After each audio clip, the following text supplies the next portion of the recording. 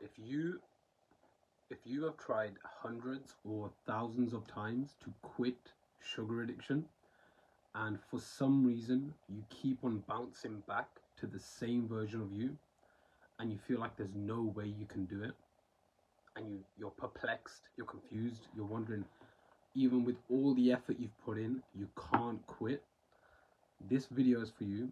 I'm going to explain to you why this means that you have low standards for your health, and that's the reason you can't quit sugar. Don't get offended. I'm just explaining to you what I realized myself. It's because you have low standards, and I'm going to show you why some people have higher standards than others for their health, and how you can actually raise your standards without doing something crazy, without moving cities, without dropping your friends or stuff like that. How you can actually raise your standards for your health. So personally, my name's Adil Mustafa. I tried to quit thousands of times. Literally, obviously I haven't counted, but I spent nearly a decade trying to quit and failing. I tried everything: meditation, journaling, willpower, discipline, every method you can name, like trying to scare myself by reading the negative effects. None of it worked. And eventually I realized it was all in the mind.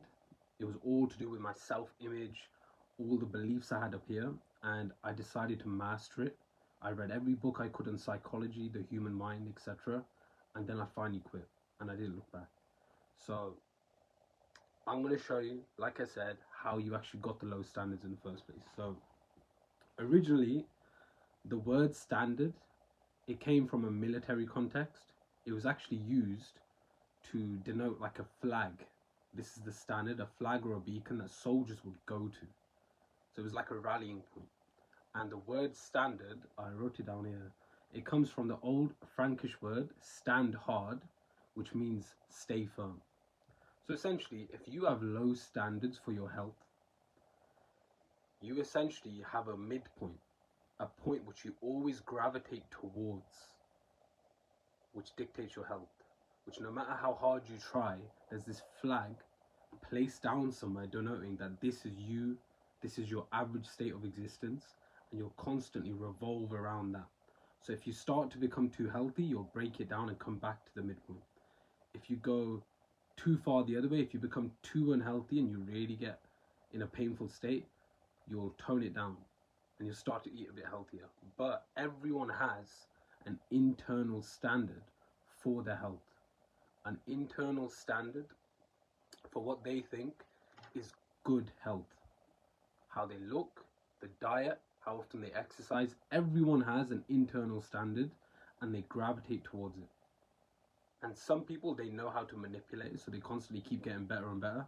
But most people, the standard they had growing up from ages 0 to 16, 18 is the same standard for health they'll keep as they grow older. They'll have the same standard for their entire life. They'll always try, but they'll bounce back to the same state. And then there'll also be people who slowly but surely their standard goes up a little bit.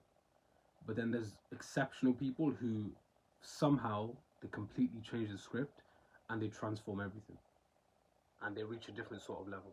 So if you're finding it hard to quit sugar, the reason is because your health standards are low. So I'm going to explain to you how you got your standards now.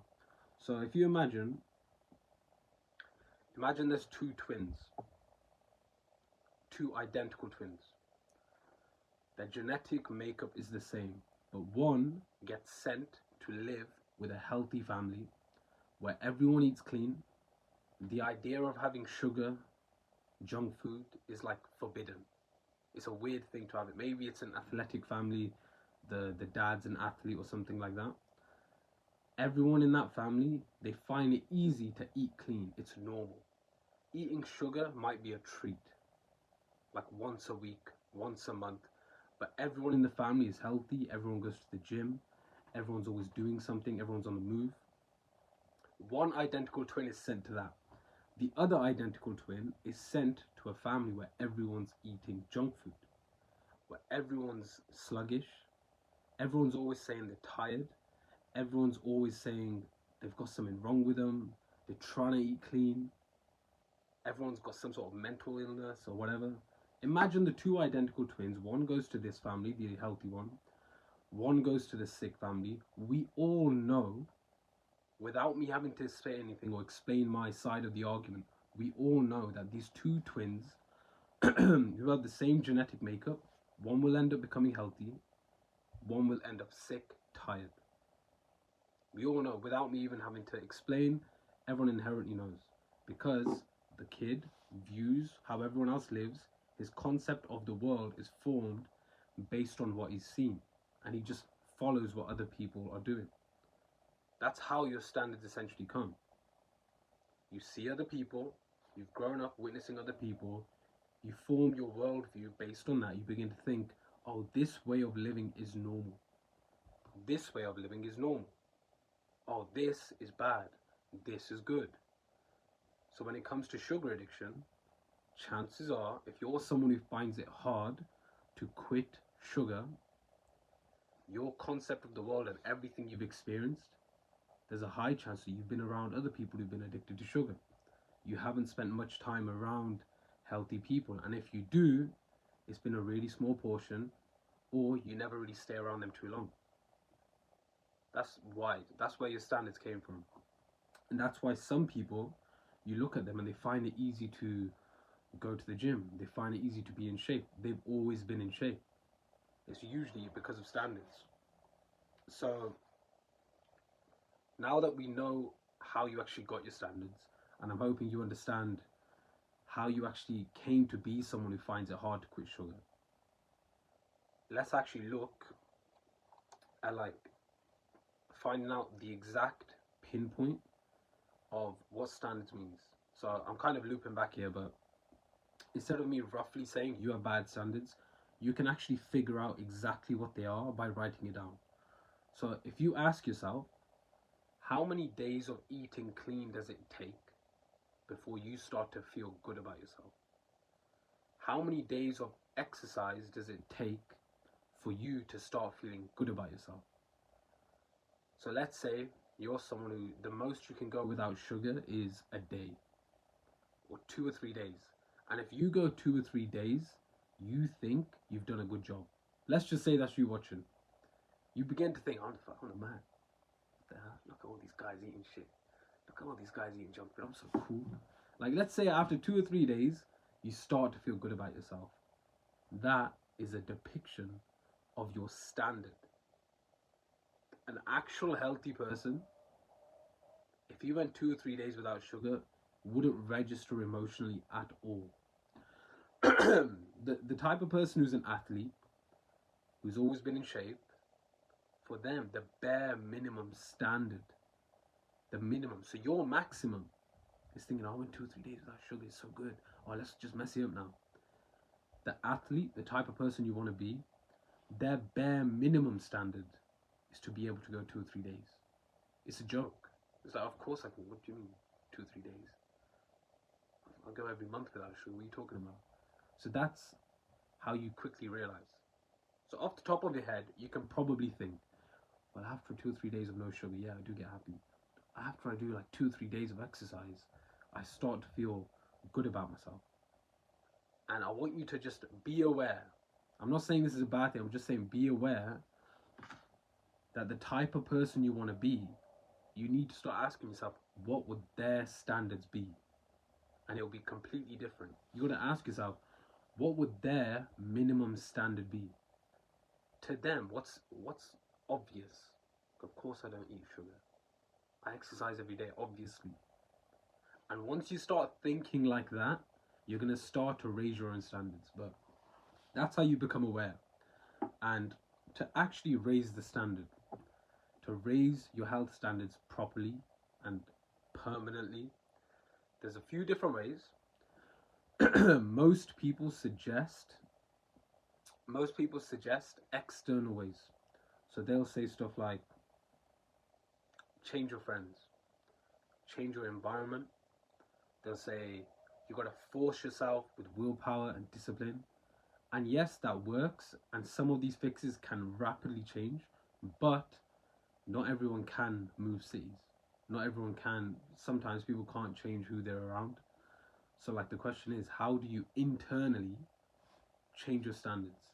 If you're someone who can't move, you're stuck in a place where you can't really change your friends, your location, your job, etc. How do you internally raise your own standards? And it goes back to what I said. So if your low standards of health came to you because of everything you've experienced, that means that you have memories in your mind of poor health, or either witnessing poor health or witnessing yourself not be able to quit sugar. You've had so many memories of poor health or people not being able to eat clean and things that happen with poor unhealthy people. Poor health people. I wasn't supposed to say poor unhealthy. But that's what you have come to know. So the opposite is true for if you want to have a healthy self-image. If you want to be someone who finds it easy to quit sugar, you want to forge new memories of what it's like to be healthy. So when people say change your friends, what they're really saying is, if you surround yourself with new people, you begin to forge new memories and a new concept of what good health is. But if you want to internally do this, all you have to do is imagine yourself in scenarios which would occur if you were a healthy person. So this comes back to visualization. Some of you may not like this, some of you might like this, but this is the fastest way to change your self-concept, to become someone who naturally avoids sugar, to naturally become someone who despises the idea of even eating junk food. And at the very least, if you do this, your standard will go up. So what you do is you either lie down or you sit in a comfortable position and you basically imagine scenarios which would happen if you started eating the way you want to eat. So it might be having a certain body, it might be having higher energy, it might mean you have more time to spend on something you're passionate about, it might be your career or something like that. Imagine scenarios which would occur if you did eat healthy and start to picture it. So the more realistic you can make it, the better you're going to imagine the new scenario, the faster your self-concept will change. And when you begin to create new memories as though you were already a healthy person, suddenly you're going to find it easier to avoid sugar because you see yourself as a healthier person. And you might be sitting there saying, oh, but consciously I know that I shouldn't eat sugar. You might consciously know it, but your subconscious runs your entire life. Everything you've experienced so far, and all you have to do is look at your actions. The fastest way to understand where your actual identity and self-image is to look at your behavior. Not what you think, not what you think you're going to do, not what you're planning. What is your actual behavior? Look at your calendar. Ask yourself, what have I done this week? What did I eat? Specifically, obviously, this is about quitting sugar. Look at your diet. Your diet over the past week is a specific representation of your self-image. So that's how you do it. You want to imagine new scenarios. Obviously, I've given a really basic explanation of how to do it, but that literally is it. If you did that over and over again every morning, this is what the law of attraction is. One theory I have about the law of attraction is that when you visualize new scenarios, it's not that you're bringing it towards you. It's that you imagine new memories and you create all these new memories of you being the way you want to be. And then once you begin comparing that to your current self, there's an immense level of anger because now you've experienced what it's like to be the other way, to be positive, to have the life that you actually wanted. So that's how you quit sugar. Subscribe. Boom.